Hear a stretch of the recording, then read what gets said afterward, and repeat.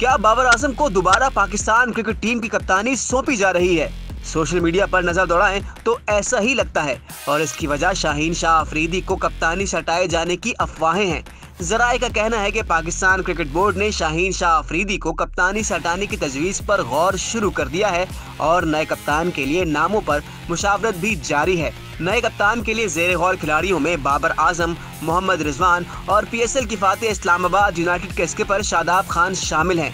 नए head coach के लिए इस्लामाबाद यूनाइटेड के ही हेड कोच माइक हैसन और न्यूजीलैंड के ल्यूक क्रॉन्की का नाम ज़ेरे गौर है। शाहीन शाह अफरीदी को नवंबर 2023 में बाबर आजम के इस्तीफे के बाद T20 टीम की क़यादत सौंपी गई थी। उधर न्यूजीलैंड के खिलाफ होम सीरीज के लिए क्रिकेटर्स का fitness camp army school of physical training Kakul में शुरू हो गया है, जिसमें 29 खिलाड़ी शरीक हैं। फिटनेस कैंप मामूल के PCB और आर्मी ट्रेनर्स ने तरतीब दिया है। कैंप का मकसद खिलाड़ियों की फिटनेस और क़ुव्वत बर्दाश्त को मयारी बनाना और मुस्तकबिल के चैलेंजेस से निपटने के लिए तैयार करना है। कैंप 8 अप्रैल तक जारी रहेगा।